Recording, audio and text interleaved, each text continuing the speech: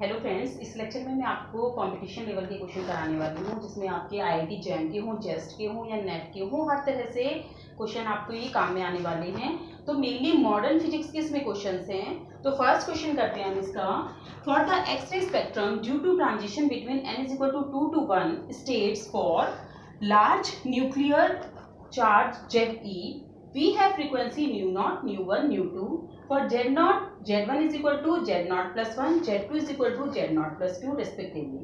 Mosley law implies which one of the following equation? तो इसमें friends आपको X-rays कैसे प्रोड्यूस होती है इसका आइडिया होना चाहिए। आई थिंक आपको आइडिया है। अगर आपको एक्सरेज के बारे में कुछ नहीं पता है तो मेरे जो लेक्चर बना रखा है उसको आप देखिए, उससे आपको पता चल जाएगा कि मॉसले लॉ क्या है, ठीक है, और एक्सरेज कैसे प्रोड्यूस होती है और ट्रांजिशन 2 to 1 जो होगा तो उससे कौन सी रेज प्रोड्यूस होंगी। ठीक है, तो अभी हम ये देख रहे हैं।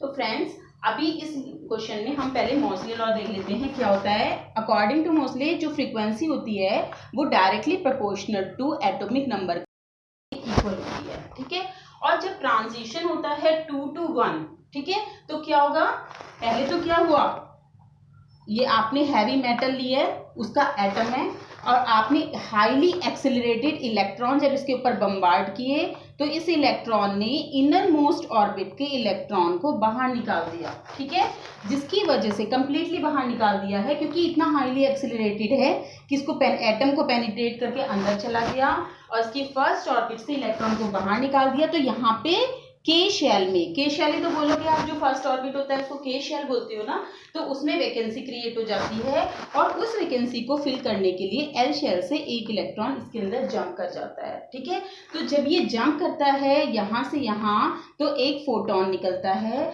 जिन्हें हम एक्सरेज बोलते हैं। ठीक है, तो आपको पता है कि जो एक्सरेज होती है उसका प्रोडक्शन जो होता है वो फोटो इलेक्ट्रिक इफेक्ट का उल्टा है। फोटो इलेक्ट्रिक इफेक्ट में आप इलेक्ट्रोमैग्नेटिक रेडिएशन को मेटल के ऊपर डालते हैं और उससे क्या होता है, इलेक्ट्रॉन्स बाहर निकलते हैं, और एक्सरेज में आप इलेक्ट्रॉन को मेटल के ऊपर इंसिडेंट कराते हैं और आपको इलेक्ट्रोमैग्नेटिक रेडिएशन यानी highly energetic electromagnetic radiation x-rays मिलता है। ठीक है, तो एक तरह से फिनोमिना तो एक दूसरे की इनवर्स है। मॉसले लॉ ये है, पूरी डिटेल आप लेक्चर में देखेंगे। इसमें ये कहा है इन्होंने कि आपके पास 3 एटॉमिक नंबर के Z0, Z1 और Z2 इनके टारगेट हैं और उनसे फ्रीक्वेंसी अलग अलग एक्सरेज की क्या मिली, nu0, nu1 एंड nu2।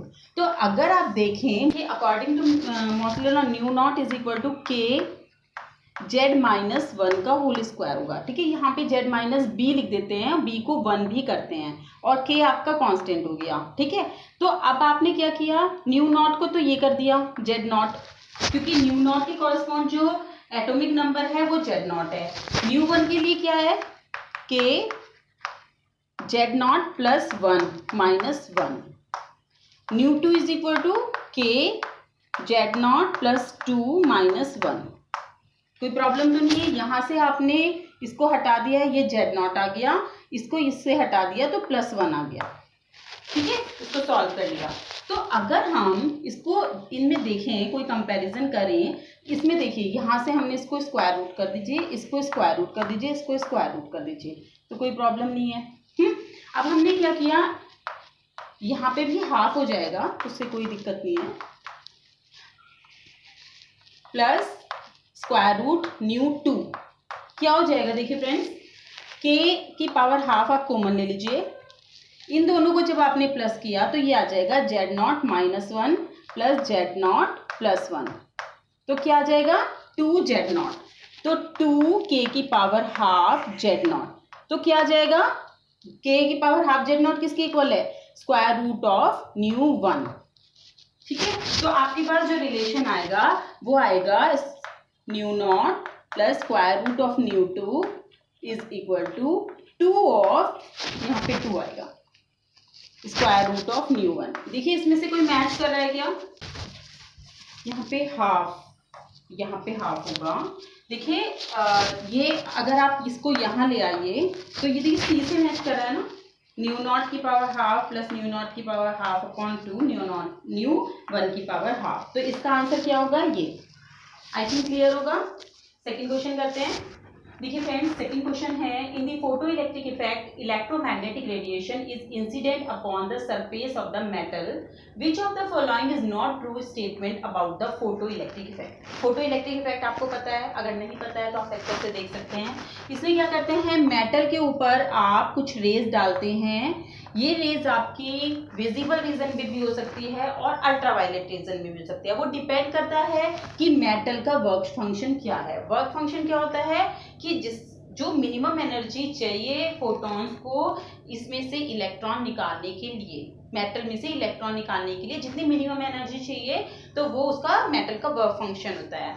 तो उसके अकॉर्डिंग, वर्क फंक्शन के अकॉर्डिंग आप डिसाइड करते हैं कि कितनी एनर्जी की आपको इलेक्ट्रोमैग्नेटिक रेडिएशन यूज करनी है। वो विजिबल में भी पड़ सकती है और वो अल्ट्रावायलेट में भी पड़ सकती है, ठीक है। तो आपने यहाँ पे रेज डाली, मेटल है, इस मेटल में से इलेक्ट्रॉन निकलेंगे, इसीलिए इसको कैथोड बोलते हैं। और यहाँ पे एक एनोड लगाते हैं, इस पे पॉजिटिव पोटेंशियल होता है। जब ये इलेक्ट्रॉन यहाँ से रेडिएशन इसके ऊपर पड़ता है तो इलेक्ट्रॉन निकलते हैं और एनोड की तरफ अट्रैक्ट होते हैं, क्योंकि एनोड पे आप पॉजिटिव पोटेंशियल दे रहे हो थ्रू बैटरी, ठीक है। पॉजिटिव पोटेंशियल आपने इसके ऊपर लगा दिया है। तो इस प्रोसेस को आप फोटो इलेक्ट्रिक इफेक्ट बोलते हो, क्योंकि फोटॉन्स के थ्रू या लाइट के थ्रू इसमें से इलेक्ट्रॉन्स निकल रहे हैं। तो देखिए फ्रेंड्स, अगर आप इसकी इंटेंसिटी इंक्रीज करते हो, इंटेंसिटी इंक्रीज करने का मतलब होता है कि नंबर ऑफ फोटॉन्स बढ़ाना, ठीक है। तो फोटो इलेक्ट्रिक इफेक्ट में अगर आप इंटेंसिटी बढ़ाते हो, नंबर ऑफ फोटॉन्स बढ़ाते हो, तो नंबर ऑफ इलेक्ट्रॉन भी इंक्रीज हो जाते हैं। जो एमिटेड इलेक्ट्रॉन है मेटल में से वो इंक्रीज हो जाते हैं। तो अगर इलेक्ट्रॉन इंक्रीज होंगे तो करंट इंक्रीज होगा, क्योंकि आपको पता है I is equal to q upon t होता है और Q is equal to NE upon t. जितने नंबर ऑफ इलेक्ट्रॉन्स होंगे उतना ही करंट ज्यादा होगा। दैट मीन्स कि इंटेंसिटी बढ़ाने से क्या चीज बढ़ेगी, करंट बढ़ेगी। दूसरी बात करते हैं फ्रीक्वेंसी। फ्रीक्वेंसी की कम या ज्यादा करने से क्या होगा, अगर आपकी थ्रेशोल्ड फ्रीक्वेंसी यानी वर्क फंक्शन की जो फ्रीक्वेंसी होती है वो उसकी थ्रेशोल्ड फ्रीक्वेंसी होती है, इस फ्रीक्वेंसी से कम है फ्रीक्वेंसी की वैल्यू, तो फोटो इलेक्ट्रिक एमिशन नहीं होता है। इंसिडेंट रेडिएशन की फ्रीक्वेंसी अगर इसके इक्वल है या फिर इससे ज्यादा है तभी फोटो इलेक्ट्रिक एमिशन होता है, ठीक है। तो हमने ये कंडीशन ली है जिससे फोटो इलेक्ट्रिक इफेक्ट हो। तो अगर आप फ्रीक्वेंसी इंक्रीज करते हो तो क्या चीज बढ़ती है, इलेक्ट्रॉन की काइनेटिक एनर्जी, क्योंकि फोटो इलेक्ट्रिक इफेक्ट का जो इक्वेशन होता है वो एच न्यू यानी जो इंसिडेंट फोटोन है उनकी एनर्जी इज इक्वल टू जितनी एनर्जी इलेक्ट्रॉन को एमिट करने में यूज हुई प्लस जो बची हुई एनर्जी है वो इलेक्ट्रॉन को काइनेटिक एनर्जी देता है। This is called photo electric equation. ये सारा फोटो इलेक्ट्रिक इफेक्ट है। तो हमें अब इसमें क्वेश्चन में पूछा है कि which of the following is not true. तो इसीलिए क्वेश्चन में हमेशा ध्यान रखना है इज ट्रू है नॉट ट्रू है, तो इसलिए ये चीज माइंड में लेके चलनी है। देखिए, the stopping potential is independent of the intensity. Stopping potential क्या होता है, ये चीज मैंने अभी नहीं बताई आपको। देखिए, स्टॉपिंग पोटेंशियल क्या होता है कि अगर आपने इससे एनोड को, वैसे तो आप पॉजिटिव पोटेंशियल देते हैं, अगर आपने इसको डिक्रीज करना शुरू कर दिया, 0 दे दिया, ठीक है, यहाँ पे आपने इंटेंसिटी, यहाँ पे आपने ये जो फोटॉन्स हैं इनकी फ्रीक्वेंसी इंक्रीज करोगे तो काइनेटिक एनर्जी बढ़ेगी, काइनेटिक एनर्जी बढ़ेगी तो इलेक्ट्रॉन अपने आप ही पहुंच जाएंगे, चाहे आप 0 भी पोटेंशियल दे दें इसको। अगर आपने पोटेंशियल नेगेटिव देना शुरू कर दिया तो इलेक्ट्रॉन यहाँ तक नहीं पहुंच पाएंगे। दैट मीन्स कि पोटेंशियल, स्टॉपिंग पोटेंशियल का डायरेक्ट कनेक्शन किससे है, फ्रीक्वेंसी से है। फ्रीक्वेंसी आप कम करोगे तो स्टॉपिंग पोटेंशियल खुद ब खुद कम हो जाएगा, अगर फ्रीक्वेंसी बढ़ाओगे तो स्टॉपिंग पोटेंशियल और निगेटिव में जाएगा। ये आपका पोटेंशियल है। अगर आपने फ्रीक्वेंसी की वैल्यू इंक्रीज की, पहले तो आपकी इतनी आ रही थी, अगर फिर उसके बाद कितनी आ जाएगी, इतनी, यानी कि निगेटिव में स्टॉपिंग पोटेंशियल की वैल्यू बढ़ जाएगी। The stopping potential is independent of intensity. ये तो बिल्कुल सही है, ये तो फ्रीक्वेंसी के ऊपर डिपेंड करता है। न्यू नॉट इज, हमें कहा है कौन सा ट्रू नहीं है, new naught is characteristic of the cathode. ये तो है पक्का, न्यू नॉट आपका वर्क फंक्शन को डिसाइड करता है, तो ये इंटेंसिटी कैरेक्टरिस्टिक ऑफ मटेरियल है, ये भी सही है। सी, above the threshold frequency the flux of the electron per second increase as the intensity of the incident light। तो ये भी एकदम सही है, ठीक है। अगर थ्रेशोल्ड फ्रीक्वेंसी से ज्यादा होगा तो फ्लक्स ऑफ इलेक्ट्रॉन यानी नंबर ऑफ इलेक्ट्रॉन जो है पर सेकेंड इंक्रीज होगा, ठीक है, as the intensity of the incident light. जैसे जैसे आप लाइट की इंटेंसिटी इंक्रीज करेंगे तो इलेक्ट्रॉन का फ्लक्स भी यानी नंबर ऑफ इलेक्ट्रॉन्स भी इंक्रीज होंगे अबव द थ्रेशोल्ड फ्रीक्वेंसी। ठीक है, अगर थ्रेशोल्ड फ्रीक्वेंसी से नीचे होंगी तो इलेक्ट्रॉन एमिशन होगा ही नहीं, लेकिन अगर एक कंडीशन ये आ जाए तो नंबर ऑफ इलेक्ट्रॉन बढ़ेंगे जो अगर आप इंसिडेंट लाइट की इंटेंसिटी को बढ़ाओगे। तो ये भी सही है। The stopping potential V0 is not proportional to nu, लेकिन ये गलत है। मैंने अभी आपको बताया कि जैसे जैसे आप फ्रीक्वेंसी को इंक्रीज करोगे स्टॉपिंग पोटेंशियल की वैल्यू बढ़ती चली जाएगी निगेटिव में। ठीक है, तो ये आपका गलत है और इसलिए पूछा है कि कौन सा सही नहीं है। दैट मीन्स कि ये हटा दो और ये आपका क्वेश्चन के अकॉर्डिंग सही ऑप्शन है। तो इसका आंसर क्या होगा? D option. ठीक है, नेक्स्ट क्वेश्चन करते हैं। तो फ्रेंड्स थर्ड क्वेश्चन है, two bodies A and B have thermal emissivities of 0.1, 0.01 and 0.81 respectively. The outer surface area of the two bodies are the same. The two bodies emit total radiant power at the same rate. The wavelength lambda b corresponding to the maximum spectral radiation in the radiation B is shifted from the wavelength corresponding to the maximum spectral radiancy in the radiation from A by 1 micrometer. If the temperature of A is equal to इतना है then wavelength lambda b is equal to क्या होगी? देखिए इसमें हमें दो part में करना है क्वेश्चन। सबसे पहले इसने बता रखा है कि जो लैम्डा वो A और B दो बॉडी हैं। ठीक है, गोल मैं ले रही हूँ, किसी भी तरह की हो सकती हैं। इन दोनों बॉडी की जो थर्मल एमिसिविटीज हैं यानी कि EA भी दे रखी है, वो आपकी है 0.01 एंड EB इसे रिप्रेजेंट करते हैं ना 0.81 ये दे रखा है। दोनों का एरिया सेम है यानी area of A body and B body का एरिया सेम है। ठीक है, आप ऐसे लिख दीजिए एरिया ऑफ B, ये दोनों इक्वल हैं। The two bodies emit total radiant power same rate पे यानी कि PA is equal to PB, ये भी सेम है। तब उसने ये पूछा है कि वेवलेंथ क्या होगी। अभी वेवलेंथ निकालने के लिए एक बॉडी का टेम्परेचर दे रखा है, कितना है 5802 केल्विन। तो दूसरी बॉडी का पहले टेम्परेचर निकाल लेते हैं, उसके बाद आप वीन डिस्प्लेसमेंट लॉ लगा के वेवलेंथ को निकाल सकते हैं। तो आपको सबसे पहले देखना है कि स्टीफन्स का लॉ, स्टीफन्स लॉ फ्रेंड्स आपको पता है क्या होता है? Power radiated is equal to emissivity sigma A T की पावर 4। तो अगर आप A बॉडी के लिए ले रहे हो तो इसके लिए ये सारे के सारे टर्म रखेंगे। ये तो आपका स्टीफन्स कांस्टेंट है, ये तो दोनों की कंडीशन में सेम ही रहेगा, तो इसलिए यहाँ A लगाने का कोई मीनिंग नहीं है। ये एरिया ऑफ द बॉडी है, ये टेम्परेचर है A बॉडी का। ऐसे ही आपका B बॉडी का P पावर जो रेडिएटेड होगी EB sigma A of B body T B की पावर 4। ठीक है, क्लियर है इतनी चीज? इन दोनों की पावर भी इक्वल है, तो आप क्या रखेंगे?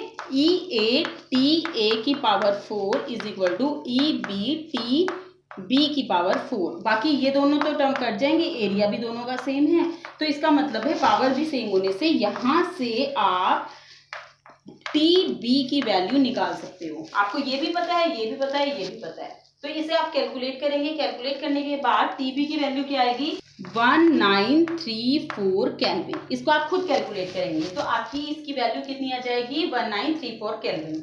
अब देखिए अभी आपको क्या निकालना है? तो लैम्डा B की वैल्यू निकालनी है, लेकिन लैम्डा A भी नहीं दे रखा है। आपको क्या दे रखा है कि जो लैम्डा B और लैम्डा A उनके बीच का जो शिफ्ट है lambda B minus lambda A is equal to 0.01 micrometre है, ये दे रखा है। लैम्डा A आपको एक्चुअली में नहीं दे रखा है, तो इसकी हेल्प से आपको यूज करके लैम्डा B की वैल्यू निकालनी है। तो कैसे निकालेंगे? टेम्परेचर तो आपका आ ही गया है,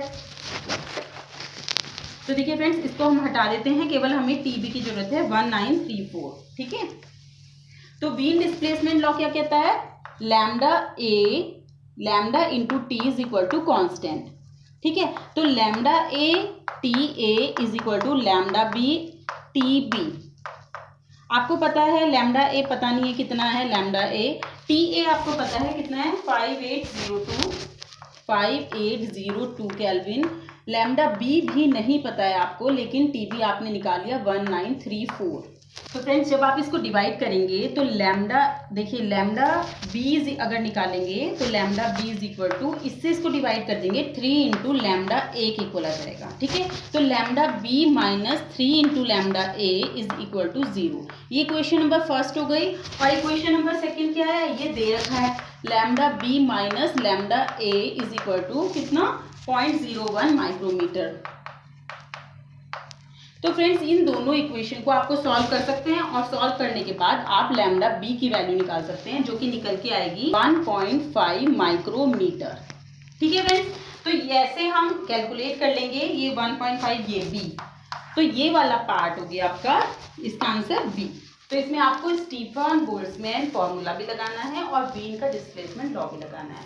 नेक्स्ट क्वेश्चन करते हैं।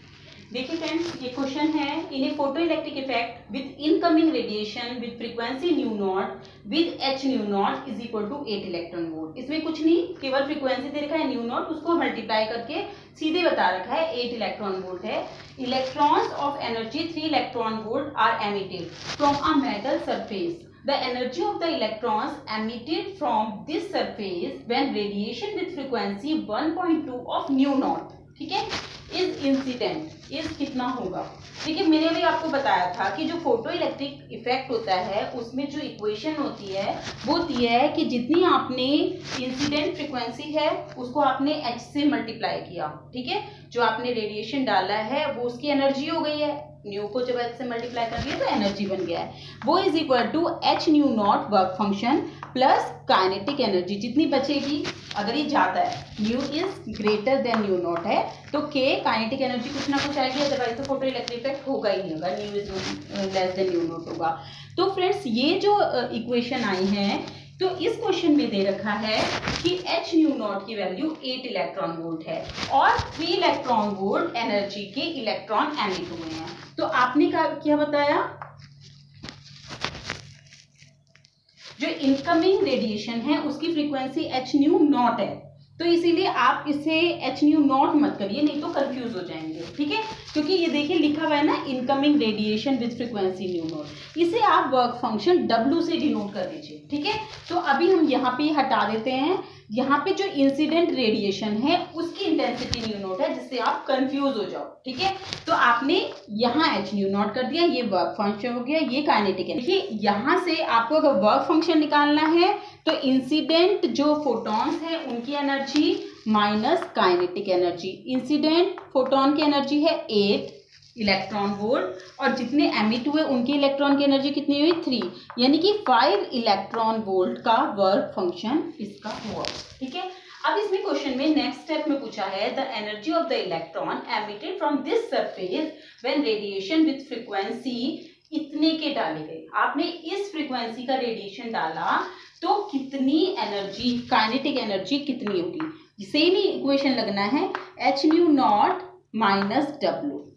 देखिए अगर आपको काइनेटिक एनर्जी निकालनी है तो H nu not minus W होगा, लेकिन यहाँ पे एच न्यू नॉट जो है वो किसके इक्वल है, देखिए बता रखा है 1.2 ऑफ एच इंटू फ्रीक्वेंसी दे रखी है, ये भी ध्यान रखना, एच से मल्टीप्लाई हम बाहर से करेंगे 1.2 of new not minus W work function आपने निकाल लिया है 5, और ये आपको पता है एच, देखिए 1.2, अगर आप न्यू नॉट निकालेंगे तो वो हो जाएगा 8/h, तो ये हो जाएगा 8/h माइनस 5, तो ये h से h कैंसिल हो जाएगा, ये आपका 6, 8 और 9.6 माइनस 5, दैट मीन्स कितना हो जाएगा 4.6 इलेक्ट्रॉन वोल्ट। समझ में आई बात।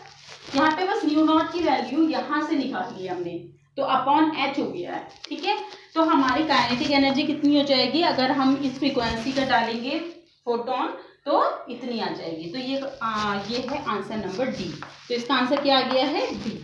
नेक्स्ट क्वेश्चन करते हैं। देखिए फ्रेंड्स एक ही क्वेश्चन है कि what is the energy of a typical visible photon, about how many photons enter the I per second when one look at a weak source of light such as the moon, which produce light of intensity of about 3 × 10⁻⁻4 watt per meter square. इसमें आपके दो part हैं. सबसे पहले आपने बताना है कि what is the energy of a typical visible photon, और इसमें आपको ये ध्यान रखना है कि अपने आप से कुछ नहीं दिया हुआ है. आपको पता है कि विजिबल लाइट की जो रेंज होती है लगभग 400 नैनोमीटर से, यानी वेवलेंथ की अगर रेंज देखें 700 नैनोमीटर होती है. ठीक है, तो हमें इसका मीडियम लेना है कि कहाँ होगा.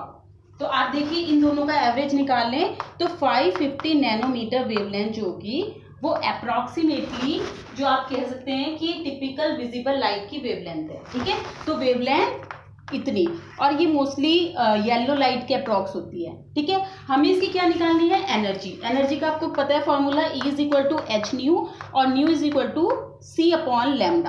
तो इसकी हेल्प से आपको h की वैल्यू भी पता है, जूल में कितनी होती है 6.6 × 10⁻34 जूल पर सेकेंड, और c की वैल्यू आपको पता है 3 × 10⁸ मीटर पर सेकेंड, और ये आपको 550 × 10⁻⁹ ये रखना है. तो फ्रेंड्स ये जो वैल्यू आएगी एनर्जी की ये जूल में आएगी. इसको आपको इलेक्ट्रॉन वोल्ट में कन्वर्ट करना है, इसीलिए आप 1.6 × 10⁻⁹ से डिवाइड कर देंगे.